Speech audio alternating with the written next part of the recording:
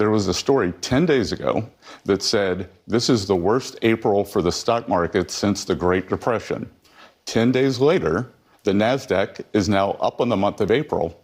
And I haven't seen a story that says, oh, stock market has biggest bounce back ever. So it certainly has gone back and forth. I think a lot of this is media driven.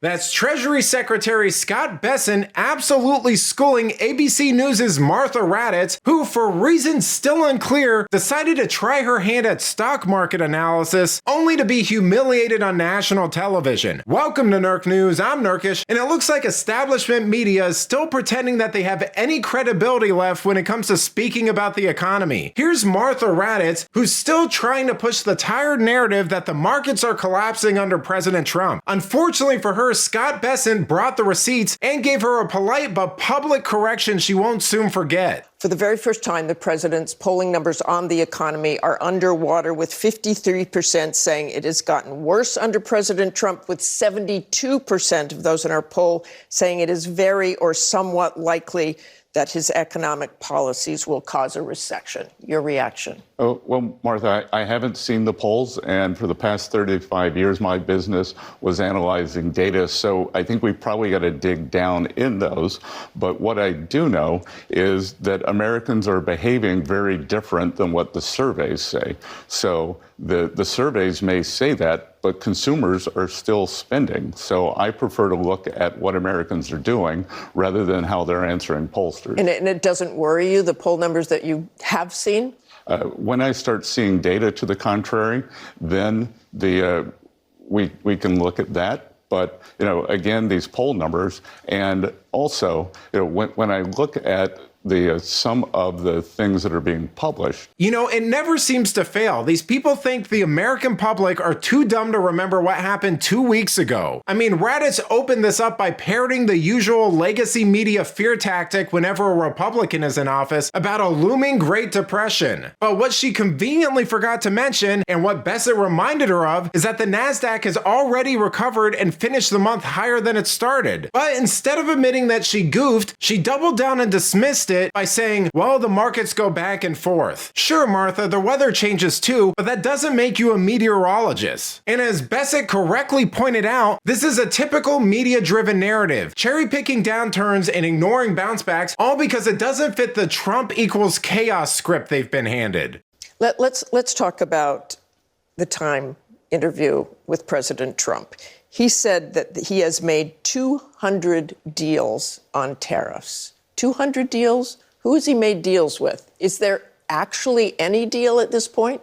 I believe that he is referring to sub-deals within the negotiations we're doing. And, Martha, if there are 180 But those aren't actual deals. Martha, if there are 180 countries, there are 18 important trading partners. Let's put China to the side because that's a special negotiation.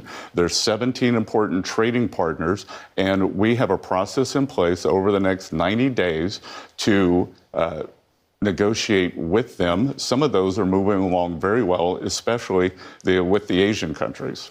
And President Trump's strategy really has been to announce these tariffs, then dial some back, pause them, make exceptions. Explain why you see this as a good negotiating strategy. Well, in game theory, it's called strategic uncertainty. So you're not going to tell the person on the other side of the negotiation where you're going to end up. And nobody's better at creating this leverage than President Trump. He's shown the high tariffs, and here's the stick. This is where the tariffs can go. And the carrot is come to us, take off your tariffs, take off your non-tariff trade barriers, stop manipulating your currency, stop subsidizing labor and capital, and then we can talk. But I tell you, Martha, that we've had several of these Asian countries that come in and said, oh, well, we'll stop doing this, this, and this. And I look at these lists and I think, how did we get here? How did we get here? Because this trading system has been so unfair. And as President Trump says, I don't blame the countries. I blame the previous administrations that let them get away with it. You know, this is what happens when facts get in the way of the media's approved script. In just 100 days, Trump has done more to stabilize the economy, reopen the energy sector, overhaul immigration policy, and stand up to global adversaries than most presidents manage in a term. And what's the media's top priority? Arguing that April was bad for the markets while ignoring that it really wasn't. Scott Bessent calmly dismantled this whole argument. No yelling, no drama, just reality checks. And that's what terrifies people like Raddatz, because when the truth is that obvious, even CNN can't cover for you. And it's frankly a little funny that her and the other pretend journalists and establishment media have the nerve to act skeptical about every claim coming from the White House and Doge identifying government waste, but see zero issues using polling data, which has repeatedly failed them in the past, and politically biased experts as their sources for objective truth. Well, let me know what you think. Did Raddatz really think she could bluff her way through a conversation with the Treasury Secretary? Or is it just another example of legacy media gaslighting its own viewers? Let me know in the comments, and if you enjoyed this video, please give it a like and subscribe to the channel. That stuff really does help us out. Until then, this has been Nerk News. Thanks for watching. Bye.